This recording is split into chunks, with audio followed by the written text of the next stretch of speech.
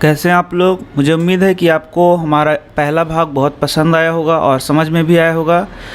तो हम पढ़ रहे हैं क्लास 10 साइंस चैप्टर 1 का पार्ट 2। पार्ट 1 मैंने आपको पढ़ा दिया। तो यहाँ हम लोग पढ़ने वाले हैं केमिकल इक्वेशन। इसके पहले के पार्ट को आप ज़रूर पढ़ लें ताकि आपको यहाँ सारी बातें समझ में आ सकें। तो इसके पहले जो हम लोगों ने देखा, जो भी पढ़ा, उसमें देखा एक्टिविटी 1.1। उस एक्टिविटी में हमने देखा कि मैग्नीशियम रिबन को जलाया जा रहा था, तो उसी को आगे डिस्क्राइब किया गया है। आइए हम लोग लाइन बाय लाइन और पढ़ते हैं और सारे प्रश्नों को देखते हैं कौन कौन से प्रश्न आते हैं। हो सकता है कि आपको केमिकल इक्वेशन की जानकारी हो तो आप आगे बढ़ सकते हैं, इस वीडियो को थोड़ा आगे बढ़ा दें। और यदि आप एनसीईआरटी में यह जानना चाहते हैं कि प्रत्येक लाइन में क्या लिखा हुआ है तो आप मेरे साथ बढ़ सकते हैं। तो आइए हम देखते हैं। Activity 1.1 can be described as. तो एक्टिविटी 1.1 जो हम लोगों ने किया उसे इस प्रकार से वर्णन किया जा सकता है। कैसे? When a magnesium ribbon is burnt in oxygen, it gets converted to magnesium oxide। देखिए यह एक बड़ा सा लाइन दिख रहा है आपको। तो जो एक्टिविटी 1.1 इसका मतलब एक केमिकल रिएक्शंस जो हम लोगों ने कराया, एक केमिकल रिएक्शन जो हम लोगों ने कराया उसे हम लोग एक इतने बड़े लाइन से वर्णन कर सकते हैं। तो क्या इस बड़े से लाइन को छोटा भी किया जा सकता है? हाँ, बिल्कुल छोटा किया जा सकता है। This description of a chemical reaction in a sentence form is quite long. ये इतना बड़ा डिस्क्रिप्शन देना बहुत ही लंबा है। It can be written in a shorter form. The simplest way to do this is to write it in the form of a word equation. तो सबसे अच्छा, इससे अच्छा क्या, इतने बड़े वाक्य को बोलने से अच्छा है कि उसको शॉर्ट फॉर्म में लिखा जाए। और वही आप देख सकते हैं, इसको हम लोग वर्ड्स में यहाँ लिख रहे हैं इस प्रकार से, और इसे हम लोग कहते हैं केमिकल इक्वेशन। क्या बोलेंगे? Chemical equation. यहाँ आप देख सकते हैं इक्वेशन, यहाँ एरो साइन दिया हुआ है, यहाँ है लेफ्ट हैंड साइड और ये क्या हो गया? Right hand side. इन्हें हम रिएक्टेंट्स कहते हैं और इन्हें क्या बोलेंगे? प्रोडक्ट्स। तो रिएक्टेंट्स किसे कहते हैं? वे पदार्थ जो केमिकल रिएक्शन में भाग लेते हैं उन्हें हम लोग रिएक्टेंट्स कहते हैं, और वे पदार्थ जो कि केमिकल रिएक्शन में बनते हैं उन्हें हम लोग प्रोडक्ट कहते हैं। तो आप देख सकते हैं मैग्नीशियम को ऑक्सीजन की उपस्थिति में जलाया गया तो इन्हें हम रिएक्टेंट कहेंगे, और मैग्नीशियम ऑक्साइड को क्या बोलेंगे? प्रोडक्ट कहेंगे। तो यहाँ से आप एक प्रश्न लिख लीजिए। यदि आप बोर्ड के स्टूडेंट हैं तो आपके लिए बहुत इंपॉर्टेंट होगा। ये पहले भी एक बार मैंने प्रश्न आपको बताया। What is chemical equation? ये पहला क्वेश्चन क्या है? What is chemical equation. और ये दूसरा क्वेश्चन लिख लीजिए, फिर से मैं लिखवा देता हूँ। What happens when magnesium is burned in oxygen. What happens when magnesium is burned in oxygen. Right a chemical equation. एक केमिकल इक्वेशन लिखें। तो आप आंसर में क्या है? आंसर में आपको यही लिख देना है, मैग्नीशियम ऑक्सीजन की उपस्थिति में जलता है तो क्या होता है? मैग्नीशियम ऑक्साइड बनता है। चलिए, तो मैं आपको प्रश्न भी बताता चलूँगा, आंसर भी बताता चलूँगा, जिससे आपको प्रॉब्लम नहीं हो। तो ये तो मैंने सारी बातें आपको बता दी। तो आप आगे वीडियो को बढ़ा सकते हैं या फिर आपको मन है तो मेरे साथ पढ़ें। The substance that undergo chemical change in reaction 1.1, magnesium and oxygen are the reactants। ये मैंने बताया मैग्नीशियम और ऑक्सीजन क्या है? Reactants. The new substance magnesium oxide form during the reaction is the product. और मैग्नीशियम ऑक्साइड को हम लोग क्या बोल रहे हैं? प्रोडक्ट बोल रहे हैं। A word equation shows change of reactants to products through an arrow placed between them। तो ये word equation जो हम लोगों ने लिखा है, बीच में हम लोग क्या देते हैं? arrow। ये है reactants और ये क्या है? products।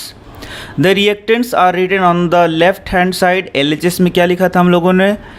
reactants लिखा था with a plus sign between them। इनके बीच में हम लोग प्लस लगा देते हैं, और यदि यहाँ पे कुछ और बने तो यहाँ भी हम लोग प्लस लगा सकते हैं। Similarly the products are written on the right hand side RHS with the plus sign between them. The arrow head points towards the product. ये एरो हेड दिखाता है कि रिएक्शन इस साइड से इस साइड की ओर हो रहा है। ठीक है, चलिए आगे हम लोग बढ़ते हैं अपने नेक्स्ट पेज की ओर।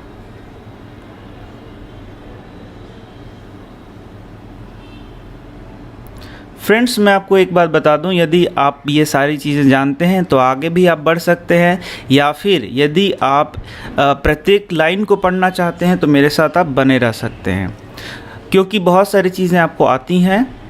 तो राइटिंग अ केमिकल इक्वेशन, कैसे केमिकल इक्वेशन को लिखा जाता है, तो ये मैंने पहले ही वीडियो में आपको बताया था। Is there any other shorter way to representing chemical equation, जैसे हम लोग केमिकल इक्वेशंस को बोला कि मैग्नीशियम को जब ऑक्सीजन की उपस्थिति में जलाते हैं तो क्या बनता है, मैग्नीशियम ऑक्साइड बनता है। तो देखिए यह बात हम लोगों ने कैसे लिखी थी, ऐसे लिखी थी, magnesium plus oxygen magnesium oxide.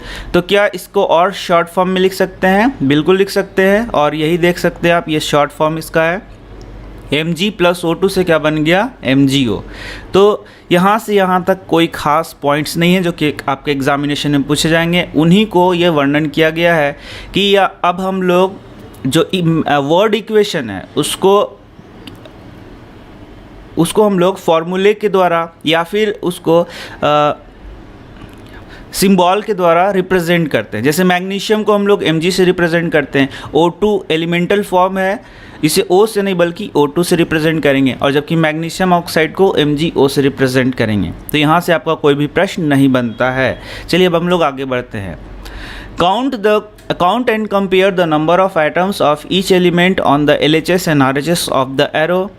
Is the number of atoms of each element is same on both the sides? If not, then the equation is unbalanced because the mass is not the same as both side of the equation. Such a chemical equation is a skeletal chemical equation.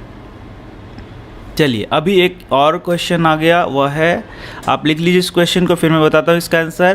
प्रश्न लिख लीजिए, what is skeletal chemical equation. लिख लीजिए आप pause करके video को कि what is skeletal chemical equation.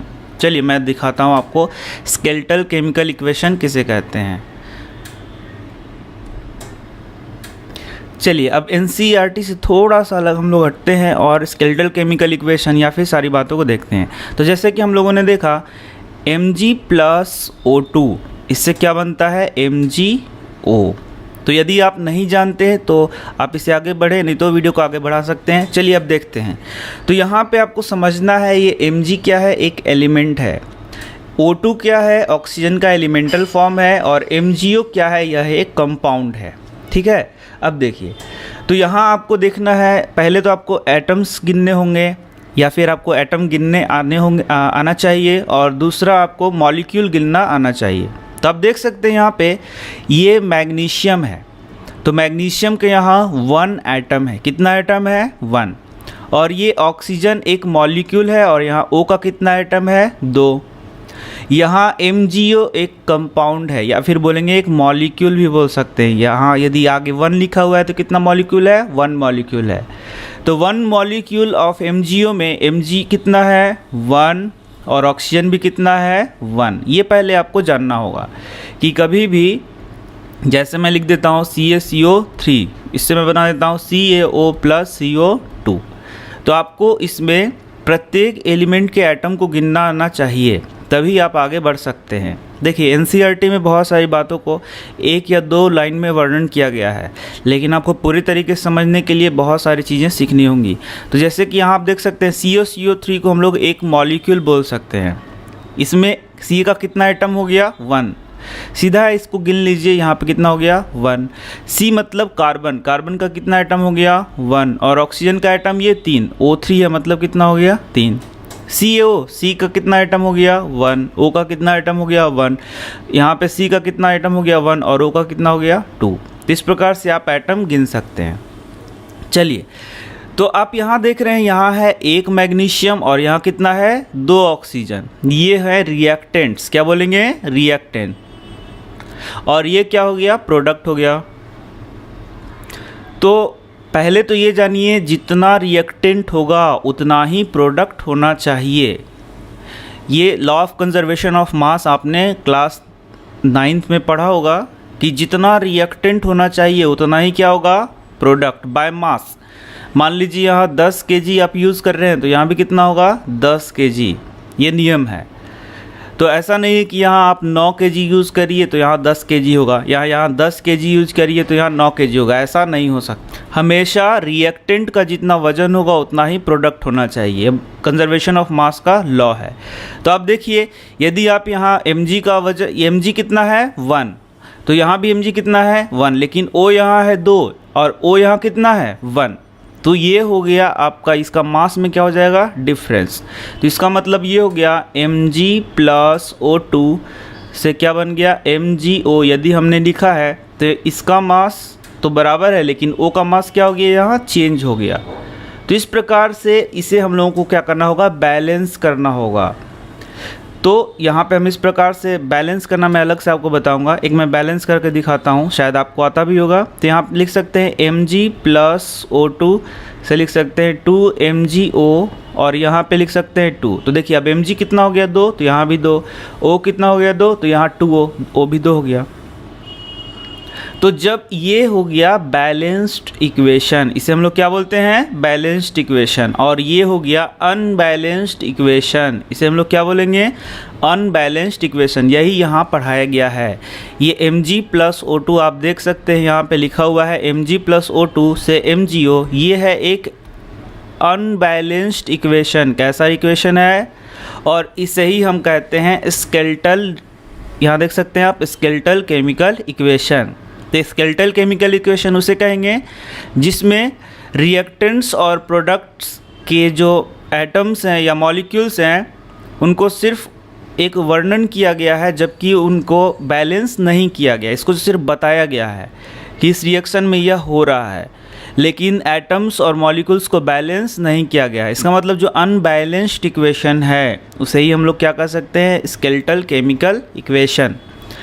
तो मुझे उम्मीद है कि आपको यहाँ तक सब समझ में आया होगा, और हम लोग मिलते हैं नेक्स्ट पार्ट में। नेक्स्ट पार्ट में हम लोग बैलेंस सीखेंगे। यदि आपको आता होगा तो आप हमारे इस जो नए मैं पार्ट बना रहा हूँ उसके नेक्स्ट पार्ट को और देख सकते हैं। तो मिलते हैं नेक्स्ट वीडियो में। आप हमारे प्लेलिस्ट को खोलें और वहाँ सारे वीडियोस आपको एक ही साथ मिल जाएंगे और एक ही प्लेलिस्ट में आप सारी चीज़ों को देख सकते हैं। तो मिलते हैं नेक्स्ट वीडियो में।